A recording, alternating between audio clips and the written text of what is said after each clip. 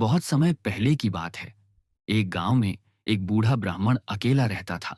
न कोई परिवार, न कोई संपत्ति। उसका जीवन केवल एक ही भरोसे पर चलता था, मेरा कृष्ण सब देख रहा है। रोज तुलसी को जल देता, श्री कृष्ण का नाम जपता। लेकिन अब उम्र बढ़ चली थी, शरीर जवाब दे रहा था और कई दिन से पेट में अन्न का एक दाना भी नहीं गया था। शरीर कमजोर हो चला, पर विश्वास आज भी मजबूत था। एक दिन उसने आसमान की तरफ देखकर कहा, हे द्वारकाधीश, तुझे मेरी हालत दिखती है ना? और वहीं रोते रोते जमीन पर गिर पड़ा। गांव वाले उसे पागल समझते थे। कहते, कृष्ण तेरा पेट भरेंगे, तुझे क्या वो रोटी पकाकर देंगे? लेकिन ब्राह्मण मुस्कुराकर कहता, वो जरूर आएंगे, और जब आएंगे तुम सब देखोगे। गांव के बच्चे उसे चिढ़ाते, कोई खाना देने की बजाय हंसकर चला जाता। पर ब्राह्मण ने एक दिन भी अपना विश्वास नहीं छोड़ा।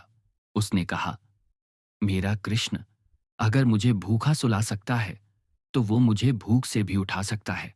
उसी रात द्वारका में एक अमीर व्यापारी को सपना आता है।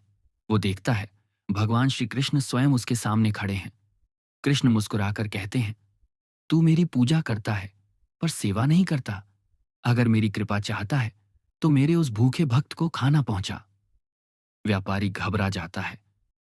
भगवान, आप कौन? कहाँ है वो ब्राह्मण? कृष्ण मुस्कुराते हैं, तू चल, रास्ता मैं दिखाऊंगा।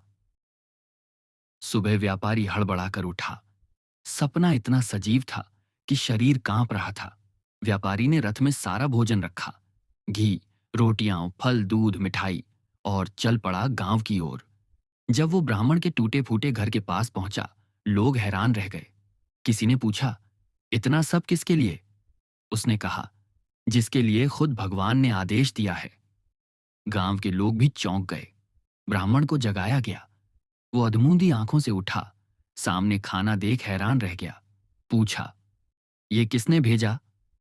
व्यापारी बोला, भगवान श्री कृष्ण ने। बूढ़े ब्राह्मण की आंखों से आंसू रुक नहीं रहे थे। उसने रोटी नहीं उठाई। पहले उसने एक बात कही, मेरा कृष्ण आया, उसने मुझे सुना। गांव वाले स्तब्ध थे।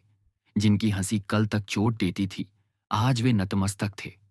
बूढ़े ने धीरे से रोटी उठाई और बोले, हे गोपाल, तूने फिर साबित कर दिया, तू बस सच्चे दिल की सुनता है।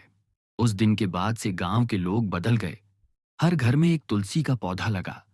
बूढ़े ब्राह्मण को अब गांव का संत कहा जाने लगा। लेकिन वो कहते थे, मैं कुछ नहीं, जो कुछ है वो कृष्ण है। और वो आखिरी दिन, जब उन्होंने देह छोड़ी, लोगों ने देखा तुलसी के आगे दीपक खुद ब खुद बुझा और हवा में एक मनोहर सुगंध फैल गई। कहते हैं, उस रात कुछ लोगों ने श्री कृष्ण के दर्शन भी किए। श्रद्धा और भक्ति, यही वो दो राहें हैं जो किसी गरीब को भी भगवान के दरबार तक पहुंचा सकती हैं। अगर आपका विश्वास अडिग है तो आपका कृष्ण कभी दूर नहीं।